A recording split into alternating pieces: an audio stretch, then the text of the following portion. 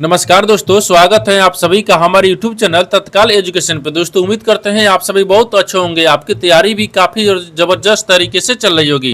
दोस्तों आज हम आप लोगों के लिए रीजनिंग के 15वें महत्वपूर्ण प्रश्न के बारे में इस वीडियो में बताएंगे, जो कि SSC, railway, group D, NTPC या किसी स्टेट एग्जाम की तैयारी कर रहे हैं। इस टाइप के प्रश्न हमेशा परीक्षाओं में पूछे जाएंगे। दोस्तों ये पार्ट नंबर कौन सा 109 है, पार्ट नंबर 108 नहीं देखें तो आप वीडियो सेक्शन में जाके देख सकते हैं। चलिए दोस्तों पहला प्रश्न देख लेते हैं।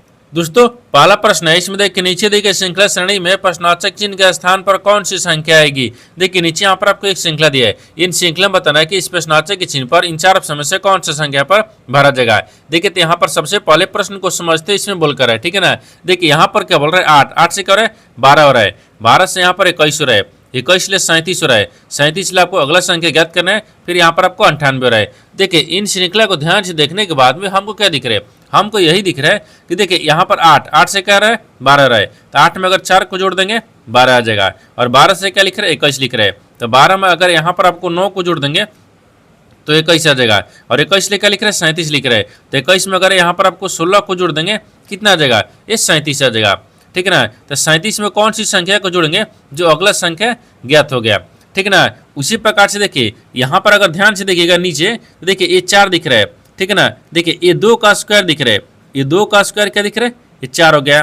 फिर यहाँ पर आपको ये 3 का स्क्वायर दिख रहा है, ठीक है, 3 का स्क्वायर 9 दिख रहा है। फिर यहाँ पर आपको 4 का स्क्वायर रखते हैं, जब 4 का स्क्वायर रखेंगे तो 16 आ जाएगा, ठीक है। अब उसी प्रकार से देखिए 2 3 4, तो अगर मान लीजिए यहाँ पर आपको 5 का स्क्वायर रख देंगे, जब 5 का स्क्वायर कर देंगे तो यहाँ पर आपको 25 हो गया, यानी यहाँ पर 37 में 25 को जोड़ेंगे, जब 37 में 25 को जोड़ देंगे तो कितना गया, यानी 7 5 कितना गया, 12 के 2 हाथ में गल 1 हो गया, और 3 2 5 5 1 खसीलिया 6 62 आ गया, कितना आ जाएगा, 62 आ गया। यानी इस प्रश्नवाचक चिन्ह पर कौन सा संख्या भर जाएगा, 62 हो गया, ठीक है ना। अब उसी प्रकार से देखिए यहाँ पर 5 के बाद में 6 हो गया, 6 का स्क्वायर कर देंगे, तो 6 का स्क्वायर करेंगे तो यहाँ पर 36 आ गया, कितना गया, 36 आ गया। यानी 62 में जब 36 को जोड़ेंगे तो 98 आ जाएगा। तो प्रश्नवाचक चिन्ह पर आपसे पूछा कि कौन सा संख्या भरा जाएगा, तो यहाँ पर आपको 62 दिख रहा है, तो 62 को देखते हैं किस ऑप्शन में दिख रही है, तो ऑप्शन नंबर यहाँ पर आपको बी में दिख रहा है, यानी ऑप्शन नंबर बी आपका सही हो जाएगा। दोस्तों मैं उम्मीद करता हूँ इस प्रश्न को भी आप अच्छी तरह से समझ पाओगे। नेक्स्ट प्रश्न देख लेते हैं। दोस्तों दूसरा प्रश्न है, इसमें देखिए नीचे दिए गए विकल्पों में से संबंधित संख्या को चुनिए। देखिए नीचे यहाँ पर आपको एक संबंधित संख्या दी है, यानी यहाँ पर 356 जो है ना, यहाँ पर 45 ले समेत है, ठीक उसी प्रकार से बताना है कि 152 जो है ना, इस प्रश्नवाचक के चिन्ह पर इन चार ऑप्शन में से किसे समाहित होगा। देखिए यहाँ पर सबसे पहले प्रश्न को समझते इसमें बोल कर है, ठीक है ना। देखिए यहाँ पर क्या बोल रहा है, ये 356 यानी बड़ी संख्या दिख रहा है, यानी बड़ी संख्या से आपको छोटी संख्या की तरफ ज्ञात करना है, ठीक है ना।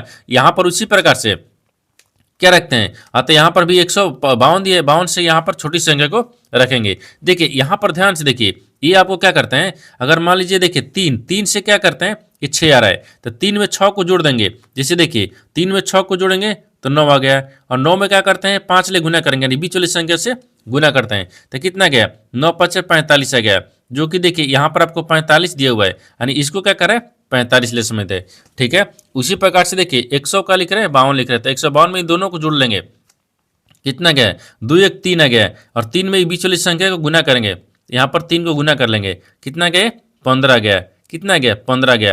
यानी इस प्रश्नवाचक चिन्ह पर कौन सा संख्या भरा जाएगा, 15 हो जाएगा। तो 15 को देखते हैं किस ऑप्शन में दिख रही है, तो ऑप्शन नंबर ए में दिख रहा है, यानी ऑप्शन नंबर ए आपका सही हो जाएगा। दोस्तों मैं उम्मीद करता हूँ इस प्रश्न को भी आप अच्छी तरह से समझ पाओगे। नेक्स्ट प्रश्न देख लेते हैं। दोस्तों तीसरा प्रश्न है, इसमें देखिए लड़कों की एक कक्षा में, ठीक है, एक कतार में खड़ी है, ठीक है, एक और लड़का दोनों छोर से क्रमशः, ठीक है ना, 19वें है, तो कक्षा में कुल कितने लड़के हैं। देखिए यहाँ पर सबसे पहले प्रश्न को समझिए, इसमें बोल कर है, ठीक है ना। देखिए यहाँ पर क्या बोल रहा है, ये बोल रहा है कि लड़कों की एक कक्षा है, ठीक है, माना ये लड़कों की एक कक्षा है, उसमें एक कतार में, ठीक है ना, एक कतार में खड़े हैं, एक लड़के की कतार है उसमें खड़े हैं। बोल रहा है कि एक जो लड़का है ना, एक लड़का, वो दोनों छोर से यानी दोनों छोर से क्रम से कितना दिख रहा है, 19 दिख रहा है, दाहिने से भी 19 बाएं से भी 19। अब बोल रहा है कि कक्षा में कुल कितने लड़के हैं, यानी कक्षा में कुल कितने लड़के पूछे, ठीक है। देखिए यहाँ पर क्या करिएगा, वीडियो को रोककर खुद अपने आप से बनाने का कोशिश करिएगा, और 15 प्रश्न में से अपने कितने प्रश्न सही किए वीडियो को लास्ट में कमेंट में जरूर बताइएगा। और इस चैनल पर पहली बार आए तो चैनल को सब्सक्राइब कर बेल आइकन घंटी को प्रेस जरूर कर लीजिए, क्योंकि सबसे पहले इस तरह क्लास आपको मिलता रहे। और आज इससे क्या हो गया, आज से रेलवे ग्रुप डी का एग्जाम आपको स्टार्ट हो गया है, ठीक है, 21 तारीख तक आपको चलेगा। ठीक है ना, इस तरह का सवाल आपको हर एक क्वेश्चन में, आपको हर एक शिफ्ट में देखने को मिलेगा। ठीक है, देखिए तो इस प्रश्न को क्या कह रहा है, ये बोल रहा है कि लड़कों की एक कतार है। ठीक है ना, अब उसमें बोल रहा है कि एक कक्षा में यानी कतार में खड़े हैं, बोल रहा है कि एक जो लड़का है ना वो दोनों छोर से 19वें स्थान पर है। मान लीजिए देखिए ये दाहिने से भी है और यहाँ पर बाएं से भी है, दोनों तौर से क्या है, दोनों छोर से देखिए ये 19वें स्थान पर है। अब बोल रहा है कि कक्षा में कुल कितने लड़के हैं। अब कुल लड़के पूछेगा तो इन दोनों को आपस में जोड़ेंगे और यहाँ पर एक माइनस कर लेंगे। ठीक है ना, तो देखिए इन दोनों को जोड़ेंगे तो कितना आता है, 38 आता है, और 38 में एक माइनस कर लेंगे, कितना आ जाएगा, ये 37 आ गया। यानी बोल रहा है कि कुल कक्षा में कुल कितने लड़के हैं, तो यहाँ पर 37 गो लड़के हैं। तो 37 को देखते हैं किस ऑप्शन में दिख रही है, तो ऑप्शन नंबर सी में दिख रहा है, यानी ऑप्शन नंबर सी आपका सही हो जाएगा। दोस्तों मैं उम्मीद करता हूँ इस प्रश्न को भी आप अच्छी तरह से समझ पाओगे। नेक्स्ट प्रश्न देख लेते हैं। दोस्तों प्रश्न 4 नंबर है, बोल रहा है कि किसी निश्चित कुट भाषा में यानी हाउ ईयर, देखिए हाउ ईयर यू को यहाँ पर क्या लिख रहा है, यानी PLM के यानी JT के रूप में कुटबद्ध किया गया है, तथा वेयर यू ईयर, ठीक है ना, को यहाँ पर JT, ठीक है ना, MKSQ के रूप में कुटबद्ध किया गया है। यानी उस भाषा में देखिए वेयर को कैसे कुटबद्ध किया गया है, आपको इसी को बताना है। देखिए यहाँ पर सबसे पहले प्रश्न को समझते इसमें बोलकर है। ठीक है ना, देखिए यहाँ पर क्या बोल रहा है, देखिए यहाँ पर बोल रहा है कि यहाँ पर दिया कि एक किसी निश्चित कुट भाषा में, ठीक है, यहाँ पर कोई निश्चित कुट भाषा दी है।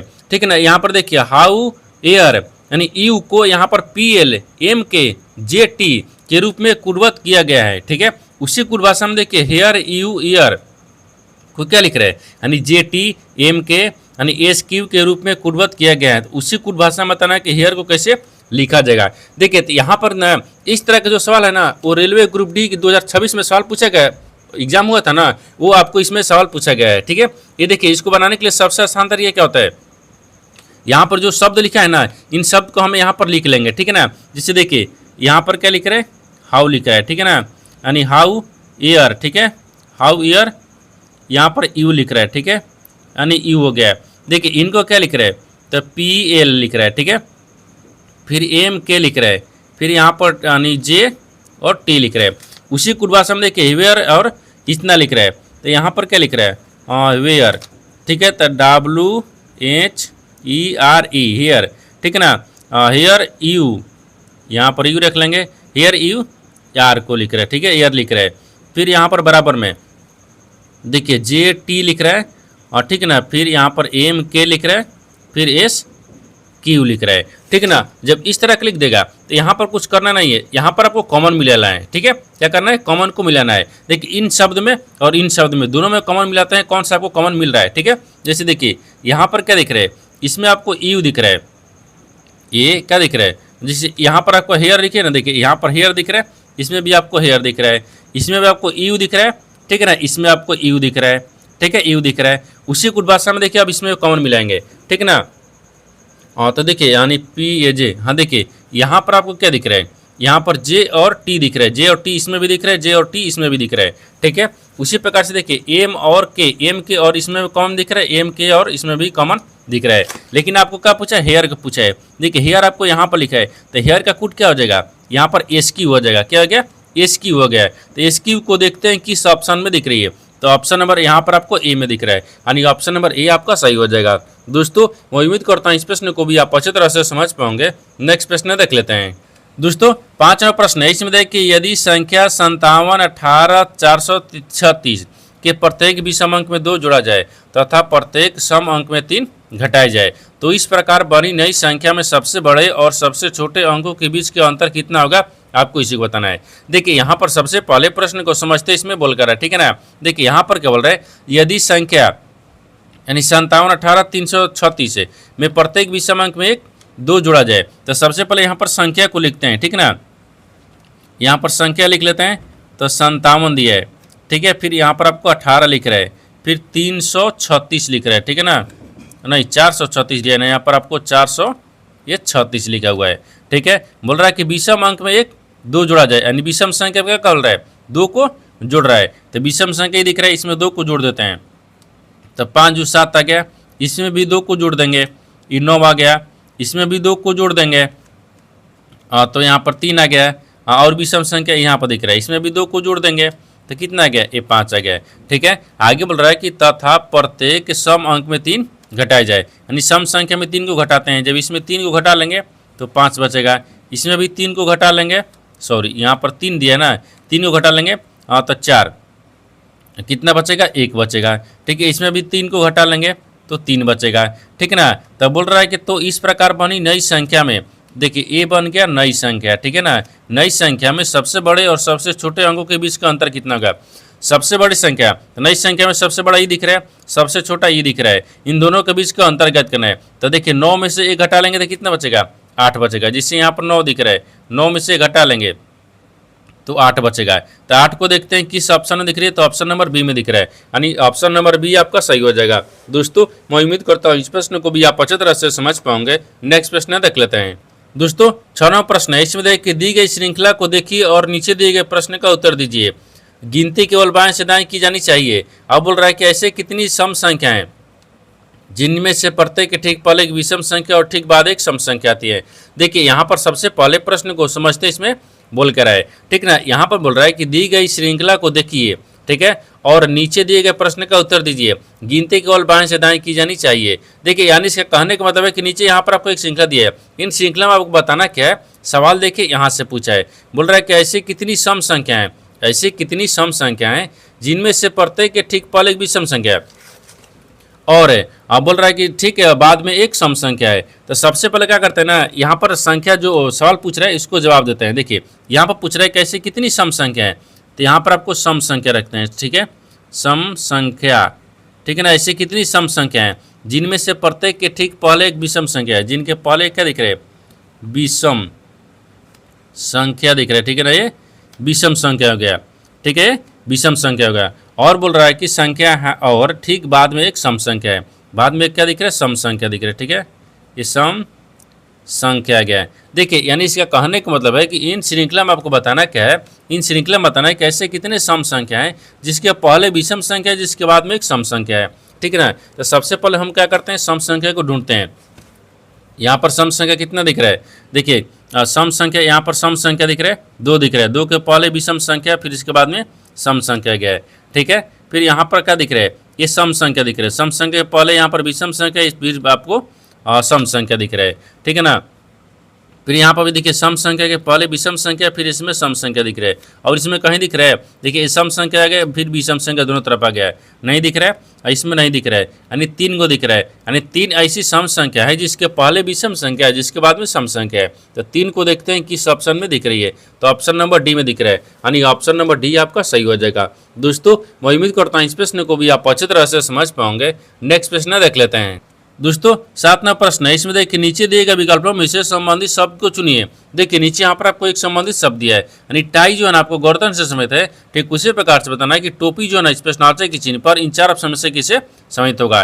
देखिए यहाँ पर सबसे पहले प्रश्न को समझते इसमें बोलकर है। ठीक है ना, देखिए यहाँ पर क्या बोल रहा है ये टाई, टाई जो है ना आपको गर्दन से समेत है, उसी प्रकार से टोपी को रखना है किसी से समेत होगा। ठीक है ना, देखिए तो यहाँ पर टाई, टाई जो है ना वो गर्दन में पहनते हैं। ठीक है, तो किसी से समेत होगा ये गर्दन से। ठीक है ना, ये संबंध है, हाँ ये ठीक है, टाई जो है गर्दन से समझते हैं क्योंकि गर्दन में टाई को पहनते हैं। उसी प्रकार से टोपी का संबंध किससे होगा, यहाँ पर सिर से हो जाएगा, क्योंकि जो टोपी है ना वो सिर पर पहनते हैं। ठीक है, ये सिर पर पहनते हैं, तो यहाँ पर आपको संबंध किससे हो जाएगा संबंध। ठीक है ना, संबंध है यानी तो सिर से संबंध है। अतः यहाँ पर आपको सिर को देखते हैं किस ऑप्शन में समझते हैं, तो ऑप्शन नंबर सी में दिख रहा है, यानी ऑप्शन नंबर सी आपका सही हो जाएगा। दोस्तों मैं उम्मीद करता हूँ इस प्रश्न को भी आप अच्छी तरह से समझ पाओगे। नेक्स्ट प्रश्न देख लेते हैं। दोस्तों 8वां प्रश्न है, दोस्तों 8वां प्रश्न है, इसमें देखिए 7 डिब्बे डी ई एफ यू भी डब्ल्यू और एक्स एक के ऊपर एक रखे गए हैं, लेकिन जरूरी नहीं है कि वे इसी क्रम में हो। ठीक है, केवल यू को डी के ऊपर रखा गया है, डी को एफ के, केवल ए भी को रखा गया है, नीचे रखा गया है। बोल रहा है कि ई के नीचे कोई डिब्बा नहीं रखा गया है। डी और डब्ल्यू के बीच में 3 डिब्बे रखे गए हैं, यानी एक्स और ई के बीच में कितने डिब्बे रखे गए हैं आपको इसी को बताना है। देखिए यहाँ पर सबसे पहले प्रश्न को समझते इसमें बोल कर है। ठीक है ना, देखिए यहाँ पर क्या बोल रहा है, ये बोल रहा है कि 7 डिब्बे है।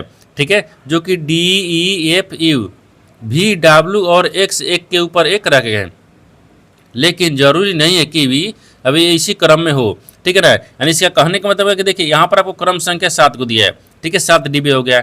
आगे बोल रहा है आगे इसमें इस तरह से रखा हुआ है, ठीक ना, एक के ऊपर एक रखा हुआ है। ये जरूरी नहीं है कि जो एक क्रम में रखा हुआ है ना उसी क्रम में आपको रखा हुआ है, ठीक है। तो यहाँ पर क्या करेंगे, सबसे पहले देखिए ये बोल रहा है कि केवल जैसे इसको ऊपर में रखते हैं, ठीक है, ये ऊपर आता है, इसको ये नीचे आता है, ठीक है ना, ये नीचे हो गया। अब बोल रहा है कि यू को डी के ऊपर रखा गया है, जो यू है ना यू वो डी के ऊपर रखा गया है। मान लीजिए यहाँ पर डी को रखते हैं, इसके ऊपर में कौन हो गया, यू हो गया है, ठीक है, यहाँ पर ध्यान दीजिए। और आगे बोल रहा है कि डी और एफ के बीच यानी भी को रखा गया है, डी और एफ के बीच में भी, तो डी हो गया, यहाँ पर ए को रख लेते हैं, इसके बीच में कौन है, भी है, ठीक है। आगे बोल रहा है कि ई के नीचे कोई डिब्बा नहीं रखा गया है, यानी ई के नीचे ना कोई डिब्बा नहीं रखा गया है, तो ई को यहाँ पर रखते हैं, इसके नीचे कोई अब डिब्बा नहीं है, ठीक है। आगे देखिए, आगे बोल रहा है कि डी और डब्ल्यू के बीच 3 डिब्बे रखे गए हैं, तो डी और डब्ल्यू के बीच में 3 डिब्बे, तो मानते हैं यहाँ पर डब्ल्यू को रखेंगे तो 1 2 3, हाँ 3 डिब्बे, डी और डब्ल्यू के बीच में 3 डिब्बे रखे गए हैं, ठीक है ना, 3 डिब्बा रखा हुआ है। अब आगे देखिए, आगे बोल रहा है कि एक्स और ई के अब बीच में कितने डिब्बे रखे गए हैं, एक्स और ई के बीच में कितने डिब्बे रखे गए हैं, तो एक्स को यहाँ पर रख लेंगे तो एक्स हो गया और यहाँ पर ई हो गया है, इन दोनों के बीच में कितने डिब्बे रखे गए हैं, तो 1 डिब्बा डब्ल्यू रखा गया है, यानी 1 डिब्बा रखा गया है। तो एक को देखते हैं किस ऑप्शन में दिख रही है, तो ऑप्शन नंबर बी में दिख रहा है, यानी ऑप्शन नंबर बी आपका सही हो जाएगा। दोस्तों मैं उम्मीद करता हूँ इस प्रश्न को भी आप अच्छी तरह से समझ पाओगे। नेक्स्ट प्रश्न देख लेते हैं। दोस्तों 9वां प्रश्न है, इसमें देखिए उस वेनारेख का चयन करें जो दिए गए वर्गों के बीच संबंध को सर्वोत्तम रूप से दर्शाता है। देखिए नीचे यहाँ पर आपको 3 शब्द दिया है, इन तीनों शब्द को तना कि आपस में कैसे संबंधित है और इन 4 वेन डायग्राम में से कौन सा वेन डायग्राम बनेगा। देखिए यहाँ पर सबसे पहले प्रश्न को समझते इसमें बोल कर है, ठीक है ना। देखिए यहाँ पर क्या बोल रहे हैं, ये चंद्रमा दिया है, पृथ्वी दिया है और ब्रह्मांड दिया है। इन तीनों शब्द में से सबसे कॉमन क्या दिख रहा है, ये सबसे कॉमन यहाँ पर ब्रह्मांड दिख रहा है। ब्रह्मांड के अंदर में पृथ्वी भी आते हैं और ब्रह्मांड के अंदर में चंद्रमा भी आते हैं, और चंद्रमा और पृथ्वी दोनों अलग अलग होते हैं। जैसे देखिए यहाँ पर आपको क्या दिख रहा है, ये ब्रह्मांड दिख रहा है, ठीक है ना, यानी ब्रह्मांड हो गया, ठीक है ना, ब्रह्मांड दिख रहा है, ये ब्रह्मांड हो गया। तो ब्रह्मांड के अंदर में क्या आते हैं, चंद्रमा भी आते हैं और पृथ्वी भी आते हैं। जिससे यहाँ पर आपको ये पृथ्वी हो गया, फिर यहाँ पर आपको ये चंद्रमा हो गया, ठीक है ना, यानी चंद्रमा आ जाएगा। देखिए दोनों अलग अलग है, लेकिन ये ब्रह्मांड का अंदर मत है। इस तरह का वेन डायग्राम बनेगा। इस तरह का वेन डायग्राम देखते हैं किस ऑप्शन में दिख रही है, तो ऑप्शन नंबर यहाँ पर आपको बी में दिख रहा है, यानी ऑप्शन नंबर बी आपका सही हो जाएगा। दोस्तों मैं उम्मीद करता हूँ इस प्रश्न को भी आप अच्छी तरह से समझ पाओगे। नेक्स्ट प्रश्न देख लेते हैं। दोस्तों 10वां प्रश्न है, इसमें देखिए अंग्रेजी वर्णमाला क्रम के आधार पर यानी एक निश्चित तरीके से यानी PSOK, ठीक है ना, कि यहाँ पर VYU के संबंधित है से संबंधित है, उसी प्रकार से EILJ यानी KORP से संबंधित है। इसी तर्क के अनुसार यानी MOQT निम्नलिखित में से किसी से संबंधित होगा। देखिए यहाँ पर सबसे पहले प्रश्न को समझते इसमें बोलकर है, ठीक है ना। देखिए यहाँ पर क्या बोल रहा है, ये बोल रहा है कि एक अंग्रेजी वर्णमाला को क्रम के आधार पर दिया है। जैसे यहाँ पर एक निश्चित तरीके से ना यानी इतना शब्द को इससे संबंधित है, ठीक है, उसी प्रकार से इस शब्द को इससे से संबंधित है। उसी प्रकार से बताना कि इसका जो संबंधित है ना इन 4 ऑप्शन से किसी से संबंधित होगा, तो आपको इसी को बताना है। देखिए तो सबसे पहले यहाँ पर ध्यान से लिखते हैं। देखिए यहाँ पर क्या लिख देंगे, यानी P लिखेंगे, P हो गया, P हो गया, ठीक है ना, P हो गया, S हो गया, O हो गया और K दिख रहा है, ठीक है। किससे से संबंधित है, देखिए यहाँ पर आपको दिया है, तो V दिया है, Y दिया है, U दिया है और Q दिया है, ये U है, ठीक है ना, U है, ठीक है। अब आगे देखिए, अब आगे फिर दिया है कि यहाँ पर देखिए E दिया है, ठीक है ना, I दिया है, E दिया है, I दे दिया, L दे दिया, J दे दिया है। इसके बाद में किससे से संबंधित है, यहाँ पर दिया है तो K दिया है, O दिया है, R दिया है और P दिया है, इसी से संबंधित है, ठीक है ना। उसी प्रकार से बताना है कि इसका संबंधित किससे है। देखिए M हो गया, P हो गया, Q हो गया और T हो गया, इनको बताना है किसी से संबंधित है। देखिए तो यहाँ पर आपको P से क्या लिख रहे हैं, V लिख रहे हैं, तो P में जब 6 को जोड़ देंगे तो V आ गया, इसलिए Y लिख रहे हैं, इसमें भी 6 को जोड़ देंगे Y आ गया, Y से U लिख रहे हैं तो नहीं O से U लिख रहे हैं, O में भी 6 को जोड़ देंगे U आ गया, K से क्या लिख रहे हैं, Q लिख रहे हैं, तो K में भी 6 को जोड़ देंगे Q आ जाएगा। उसी प्रकार से E से क्या लिख रहे हैं, K लिख रहे हैं, E में 6 को जोड़ेंगे K आ गया, I से क्या लिख रहे हैं, O लिख रहे हैं, तो I में 6 को जोड़ देंगे O आ गया। L से क्या लिख रहे हैं, R लिख रहा है, तो L में 6 को जोड़ देंगे R आ गया है। अब J से P लिख रहा है, तो J में भी क्या करेंगे, 6 को जोड़ेंगे तो P आ गया। उसी प्रकार से M में क्या करते हैं, 6 को जोड़ते हैं। जब M में 6 को जोड़ देंगे ना, यहाँ पर कितना आ जाएगा, एस आ गया। फिर यहाँ पर पी दिख रहा है, पी में भी क्या करते हैं 6 को जोड़ेंगे, जब पी में 6 को जोड़ेंगे तो भी आ जाएगा। और क्यू दिख रहा है, क्यू में भी क्या करेंगे 6 को जोड़ देते हैं, ताकि जब क्यू में 6 को जोड़ देंगे यहाँ पर डब्ल्यू आ जाएगा। और टी दिख रहा है, तो टी में भी क्या करते हैं 6 को जोड़ेंगे, तो यहाँ पर आपको जेड आ गया। तो आपसे वही पूछा था कि एम पी क्यू टी जो है ना वो किससे संबंधित है। देखिए तो यहाँ पर एस भी डब्ल्यू जेड ले संबंधित है। देखते हैं किस ऑप्शन में दिख रही है, एस भी डब्ल्यू, ठीक है ना, और जेड, एस भी W Z option number C में दिख रहा है, यानी ऑप्शन नंबर सी आपका सही हो जाएगा। दोस्तों मैं उम्मीद करता हूँ इस प्रश्न को भी आप अच्छी तरह से समझ पाओगे। नेक्स्ट प्रश्न देख लेते हैं। दोस्तों 11वां प्रश्न है, इसमें देखिए कथनों को पढ़े और दिए गए विकल्पों में से निष्कर्ष को चुने। देखिए नीचे यहाँ पर आपको एक कथन दिया है और निष्कर्ष दिया है। कथन के आधार पर डायग्राम को बनाते हैं, निष्कर्ष के आधार पर प्रश्न को सोल्व करते हैं। तो यहाँ पर सबसे पहले ध्यान से देखते हैं कथन बोलकर है, ठीक है ना, इसके आधार पर डायग्राम को बनाते हैं। देखिए यहाँ पर कथन क्या बोल रहा है, एक कथन बोल रहा है कि सभी केक हृदय हैं। तो सभी जो केक है ना, तो मान लीजिए यहाँ पर केक को रखते हैं, ठीक है, ये सभी जो केक है वो हृदय है। और तो यहाँ पर आपको ठीक है ना हृदय को रखते हैं, ठीक है ना, हृदय दिख रहा है, ठीक है, हृदय हो गया, सभी के क्या हृदय है। यहाँ पर आगे बोल रहा है कि कुछ सीटें हृदय हैं, तो कुछ जो सीटें हैं ना हृदय, तो कुछ यहाँ पर सीटें को रखते हैं, ठीक है, ये सीटें दिख रहा है, कुछ सीटें क्या है हृदय हैं यहाँ पर, ठीक है। आगे बोल रहा है कि कोई चमगादड़ हृदय नहीं है, तो कोई जो चमगादड़ है ना वो हृदय नहीं है, तो यहाँ पर आपको चमगादड़ को रखते हैं, ठीक है ना, ये चमगादड़ दिख रहा है, कोई चमगादड़ हृदय नहीं है, ठीक है। ये तो कथन बोल रहा है, कथन के आधार पर डायग्राम को बना दिए, लेकिन निष्कर्ष क्या बोल रहा है, इसके आधार पर ही प्रश्न को सोल्व करेंगे। तो निष्कर्ष देखिए पहला बोल रहा है कि कुछ सीटें चमगादड़ नहीं है, तो कुछ जो सीट है ना यहाँ पर देखिए सीट दिख रहा है, कुछ सीटें चमगादड़ नहीं है, सही है, तो बोल रहा है कुछ नहीं है। आगे देखिए दूसरा बोल रहा है कि कोई केक सीट नहीं है, कोई जो केक है ना वो सीट नहीं है। तो मान लीजिए यहाँ पर क्या दिख रहा है, एक केक दिख रहा है, ठीक है, और ये सीट दिख रहा है, लेकिन कोई केक सीट नहीं है, ये तो ठीक है, लेकिन कोई केक सीट नहीं है, तो कोई जो सीट है ना वो ये हृदय में दिख रहा है, ये बोल रहा है कि हृदय में, ये केक नहीं है, इसका मतलब ये गलत बोल रहा है, ठीक है ना। तो 1 आपको सही हो जाएगा, यानी ऑप्शन नंबर 1 में दिख रहा है कि केवल 1 निष्कर्ष अनुसरण करता है, यानी ऑप्शन नंबर ए आपका सही हो जाएगा। दोस्तों मैं उम्मीद करता हूँ इस प्रश्न को भी आप अच्छी तरह से समझ पाओगे। नेक्स्ट प्रश्न देख लेते हैं। दोस्तों 12वां प्रश्न है, इसमें देखिए एक निश्चित कुट भाषा में यानी ए प्लस बी का अर्थ ए बी की माता है, ए माइनस बी का अर्थ ए बी के भाई है, ठीक है ना, ए गुना बी का अर्थ क्या दिख रहा है, ए बी के पत्नी है, यानी ए परसेंटेज बी का अर्थ क्या दिख रहा है, ए बी की पिता है, यानी ए हच बी का अर्थ क्या दिख रहा है, ए बी की पुत्री है, ठीक है ना। तो यदि यहाँ पर आपको एक सवाल दिया, इन सवाल में आपको बताना है क्या, देखिए के का जी से क्या संबंध है, आपको इसी को बताना है। देखिए यहाँ पर सबसे पहले प्रश्न को समझते इसमें बोलकर है, ठीक है ना। देखिए यहाँ पर एक निश्चित कुट भाषा दी है जो आपको ब्लड रिलेशन से आपको संबंधित आपको प्रश्न दिया है। देखिए ये 2024, 25, 26 जितने रेलवे का एग्जाम हुआ है इसमें कम से कम 2 सवाल पूछ रहा है, हर एक शिफ्ट में 2 सवाल पूछ रहा है। आज आपको 3 तारीख है, 3 अगस्त ले आपको ग्रुप डी रेलवे का एग्जाम 2026 में चालू हो गया है, ठीक है ना। इस तरह का सवाल जो है ना आपको कम से कम यहाँ पर हर एक सीट में एक एक सवाल पूछेगा, ठीक है, आपको इसको अच्छे तरीके से समझकर जाना होगा, ठीक है। देखिए इसके लिए क्या करेंगे, यहाँ पर आपको जो शब्द लिखा है ना यहाँ पर इसको पहले नीचे लिख लेते हैं, ठीक है ना, इस बनाने में थोड़ा आसान होता है।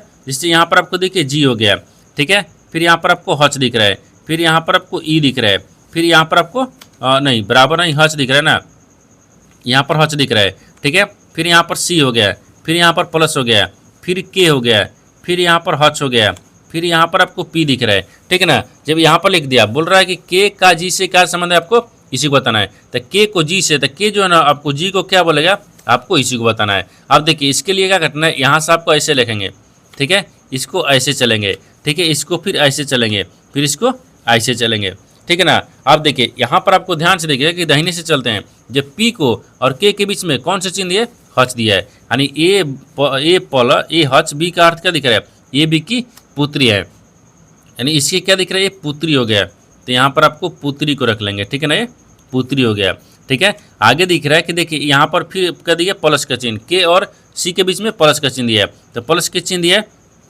तो प्लस के चिन्ह में क्या दिख रहा है, यानी देखिए ए प्लस बी का अर्थ क्या दिख रहा है, ए बी की माता है, इसका ये माता हो गया, ठीक है ना। देखिए इसकी पुत्री हो गई, इसकी पुत्री का ये क्या हो गया, ये माता हो गया, ठीक है, इसकी पुत्री का माता। अब आगे देखिए आगे बोल रहा है कि यहाँ पर आपको हच का चिन्ह दिया है, ठीक है ना, तो यहाँ पर आपको हच में क्या दिख रहा है, ए बी की पुत्री है, ये भी आपको पुत्री हो जाएगा, ठीक है, ये भी आपको यहाँ पर भी पुत्री हो जाएगा क्योंकि ये पुत्री दी है, ठीक है ना, ये पुत्री हो गया है। अब आपसे के को, तो देखिए के की ये क्या हो गई, के की ये माता हो गई, के की माता सी हो गई, ठीक है, के की माता सी हो गई और सी की पुत्री, तो जब सी की पुत्री है के की माता, तो इसकी बहन हो गई, इसकी बहन की पुत्री हो जाएगी, यानी बहन की पुत्री। तो यहाँ पर क्या दिख रहे हैं, इसकी देखिए माता, बहन की पुत्री, ठीक है। देखिए जैसे यहाँ पर आपको ध्यान से देखिएगा तो यहाँ पर के दिख रहे हैं, के की कौन है, के की ई माता है। जब के की ई माता हो गई तो माता, ठीक है ना, तो माता के पुत्री, तो माता के पुत्री इसकी दोनों बहन हो गई, ये आपस में दोनों क्या हो गई,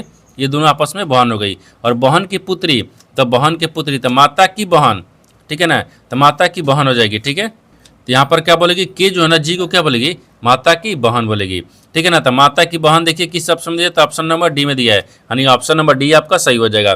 दोस्तों मैं उम्मीद करता हूँ इस प्रश्न को भी आप अच्छी तरह से समझ पाओगे। नेक्स्ट प्रश्न देख लेते हैं। दोस्तों 13वां प्रश्न है, इसमें देखिए यदि गुना का अर्थ प्लस भागा और माइनस का अर्थ गुना, और गुना देखिए प्लस का अर्थ क्या दिख रहा है, भागा का अर्थ प्लस है, फिर प्लस का अर्थ माइनस है, तो यहाँ पर एक समीकरण दे, समीकरण का मान ज्ञात करना है, आपको इसी को बताना है। देखिए यहाँ पर सबसे पहले प्रश्न को समझते इसमें बोल कर, ठीक है ना। देखिए यहाँ पर क्या बोल रहा है, ये बोल रहा है कि यदि देखिए गुना का अर्थ भागा है, ठीक है, और माइनस का अर्थ गुना है, और गुना का भागा का अर्थ क्या दिख रहा है, प्लस है, तो प्लस का अर्थ क्या दिख रहा है, माइनस है। अब समीकरण को सोल्व करेंगे। देखिए गुना का अर्थ क्या बोल रहा है, गुना का अर्थ भागा बोल रहा है, तो गुना यहाँ पर दिए, इसके जगह पर भागा रख लेंगे। अब बोल रहा है कि माइनस का अर्थ गुना है, माइनस के जगह पर गुना रखते हैं, ये माइनस के जगह पर गुना रखते हैं, और भागा का अर्थ क्या दिख रहा है, अब प्लस दिख रहा है, तो भागा के जगह पर क्या रखते हैं, प्लस को रखेंगे, ठीक है। अब प्लस का अर्थ क्या दिख रहा है, माइनस दिख रहा है, तो यहाँ पर माइनस। अब समीकरण को सोल्व करेंगे। देखिए 3 गुने 15, फिर प्लस में 19 आ गया, ठीक है ना। फिर यहाँ पर आपको भागा दिख रहा है, और यहाँ पर 8 आ गया, फिर माइनस 6 दिख रहा है, ठीक है। तो 5 3 15, देखिए 15, हाँ 15 3 45 हो गया, ठीक है। फिर यहाँ पर आपको 19 दिख रहा है, ठीक है ना। फिर यहाँ पर भाग दिख रहा है, 8 दिख रहा है, फिर माइनस 6 हो गया। इनको जोड़ेंगे तो कितना गया, 64 आ गया, ठीक है, 64 आ गया। 64 भागा कितना दिख रहा है, 8 दिख रहा है, फिर माइनस 6 दिख रहा है, 8 28 64, 8 मर्त में काट दिए, तो यहाँ पर कितना आ गया, यानी 8 आ गया। 8 में से 6 घटाएंगे तो 2 बचेगा, ठीक है ना, 2 बराबर हो गया। तो 2 को देखते हैं किस ऑप्शन में दिख रहा है, तो ऑप्शन नंबर सी में दिख रहा है, यानी ऑप्शन नंबर सी आपका सही हो जाएगा। दोस्तों मैं उम्मीद करता हूँ इस प्रश्न को भी आप अच्छी तरह से समझ पाओगे। नेक्स्ट प्रश्न देख लेते हैं। दोस्तों 14वां प्रश्न है, इसमें देखिए 3 की क्रमागत देखिए यहाँ पर 3 की लगातार 3 क्रमागत गुणजों का योग 72 है, तो ये दूसरी सबसे बड़ी संख्या क्या यानी संख्या है। देखिए यहाँ पर सबसे पहले प्रश्न को समझते इसमें बोल कर, ठीक है ना। देखिए यहाँ पर बोल रहा है कि 3 की लगातार, यानी 3 के लगातार 3 क्रमागत गुणजों का योग 72 है। 3 संख्या के लगातार है, यानी 3 क्रमागत गुणजों का योगफल कितना है, 72 है। तो आपको दूसरी संख्या सबसे बड़ी बताना है, ठीक है ना। देखिए तो 3 क्रमागत बोल रहा है, जैसे देखिए ना यहाँ पर 3x, 3 का गुणज भी है, तो 3x हो गया, फिर यहाँ पर प्लस रहेगा 6 का रखेंगे, 6x हो गया, फिर प्लस है, यहाँ पर 9x हो गया है, ठीक है, 9 दिख रहा है, 9x हो गया है, फिर बराबर में कितना दिख रहा है, 72 दिख रहा है। बोल रहा है कि 3 लगातार, ठीक है, 3 लगातार हो गया, वो 3 क्रमागत गुणजों का योगफल, तो गुणज हो गया 3 6 9, ठीक है। इसको सोल्व करेंगे, देखिए इसको जोड़ेंगे तो कितना आ गया, ये 18x आ गया, ठीक है, 18x और 72 आ गया, हाँ तो कितना देगा, नहीं देखिए यहाँ पर से 72 आ गया ना, तो 18 चौक के 72 होता है, ठीक है। तो 18 मर्त में तो x के बराबर कितना गया, x आ गया, x बराबर यहाँ पर आपको 4 आ गया, 18 चौक के 72 हो गया, ये 4 आ गया। जब x के मान 4 आ गया, जब x के मान 4 आ गया तो सबसे बड़ी संख्या दूसरी बताना है, ठीक है ना। तो यहाँ पर लिखना है कि दूसरी सबसे, ठीक है, दूसरी सबसे बड़ी, ठीक है, बड़ी संख्या, ठीक है ना, संख्या, तो कितना गया, 6x दिख रहा है, यहाँ पर 6x दिख रहा है ना, तो 6x दिख रहा है, ठीक है। तो 6 कम 6 हो गया, x के मान 4 आ गया, तो 6 चौके कितना आ गया, 24 आ गया, कितना आ गया, 24 आ गया। तो 24 को देखते हैं किस ऑप्शन में दिख रही है, तो ऑप्शन नंबर सी में दिख रहा है, यानी ऑप्शन नंबर सी आपका सही हो जाएगा। दोस्तों मैं उम्मीद करता हूँ इस प्रश्न को भी आप अच्छी तरह से समझ पाओगे। नेक्स्ट प्रश्न देख लेते हैं। दोस्तों 15 प्रश्न है, इसमें देखिए कि फर्नीचर की 3 वस्तुओं की औसत कीमत है, ठीक है, 15,000, ठीक है ना, 15,000 है। यदि उनकी कीमतों का अनुपात इतने के अनुपात में है, तो यहाँ पर सबसे सस्ती वस्तु की कीमत है, आपको इसी बताना है। देखिए यहाँ पर सबसे पहले प्रश्न को समझते इसमें बोल कर है, ठीक है ना। देखिए यहाँ पर बोल रहा है कि फर्नीचर की 3 वस्तुएं है, ठीक है, तीनों वस्तुओं की कीमत दे दी है 15,000 है। ये बोल रहा है कि उनकी अनुपात कीमत में कितना दिए, 3 अनुपात 5 अनुपात 7 अनुपात में है, ठीक है। तो बताना क्या है कि सबसे सस्ती कीमत जो है ना वो कितनी है, आपको इसी को बताना है। तो सबसे पहले देखिए यहाँ पर क्या लिख रहे हैं, 3x रख लेंगे, फिर यहाँ पर प्लस कर लेंगे, तो कितना देगा, 5x आ गया, ठीक है, फिर प्लस यहाँ पर 7x करेंगे, ठीक है ना। और बराबर में कितने दिए, 15,000 दिए, ठीक है। इसको 15,000 रख लेंगे। और कितने संख्या दिए, यहाँ पर 3 संख्या दिए थे, 3 को नीचे कर लेंगे, ठीक ना। अब देखिए इसको जोड़ेंगे तब 15 आ जाएगा, 15 नहीं 15, हाँ देखिए 7 है तो 5 3 10 है 5 15, ठीक है। 15x आ गया, ठीक है। फिर यहाँ पर आपको 15,000 बन जाएगा। फिर यहाँ पर आपको इसको क्या करते हैं ना, पहले काट लेते हैं। देखिए यहाँ पर काट लेंगे तो 5 ले, 5 3 15, 5 मिनट में काट दिए, ठीक है ना। ओ 15, ठीक है। नहीं देखिए इसको यहाँ से काटेंगे थोड़ा आसान रहेगा, इसको इधर काट देते हैं। 5 3 15, 3 5, देखिए पहले इसको गुना कर लेते हैं। ये 15 गुना 5 में देखिए 15 से 3 से गुना करें, 15 3 45 हो गया, ठीक है। 45,000 हो गया, ठीक है ना। अभी इसको करते हैं x बराबर कितना आ जाएगा, तो 15 3 45, ठीक है। ये 3 हो गया है, ठीक है ना। तो 3,000 आ जाएगा। तो यहाँ पर आपको ये 3,000, जब x का मान 3,000 आ गया, ठीक है। आपसे क्या बोल रहा है, सबसे सस्ती वस्तु की कीमत। तो सबसे सस्ती वस्तु की कीमत कितना है, तो सबसे सस्ती यहाँ पर 3x है, ठीक है ना। सबसे सस्ती, ठीक है ना, सबसे सस्ती कीमत, सस्ती कीमत कितना है, तो 3x, ठीक है। तो 3 के 3 रखेंगे, x का मान कितना आ गया, 3,000 गया है। तो यहाँ पर क्या करते हैं, तितली को 9,000 आ गया, कितना आ गया, ये 9,000 आ गया, 9,000 रुपया हो जाएगा। तो आपसे पूछा क्या था, आपसे पूछा है कि सबसे सस्ती कीमत की वस्तु की कीमत कितनी है, तो 9,000 है। तो 9,000 को देखते हैं किस ऑप्शन में दिख रही है, तो ऑप्शन नंबर ए में दिख रहा है, यानी ऑप्शन नंबर ए आपका सही हो जाएगा। दोस्तों मैं उम्मीद करता हूँ इस प्रश्न को भी आप अच्छी तरह से समझ पाओगे। नेक्स्ट वीडियो में मिलते हैं, तब तक जय हिंद दोस्तों इस चैनल पर पहली बार आए तो चैनल को सब्सक्राइब कर बेल आइकन घंटी को प्रेस जरूर कर लीजिए, क्योंकि सबसे पहले इस तरह क्लास आपको मिलता रहे। और इन सारे प्रश्न का PDF आपको टेलीग्राम पर मिल जाएगा, जो कि इस वीडियो का डिस्क्रिप्शन में लिंक दिया गया है।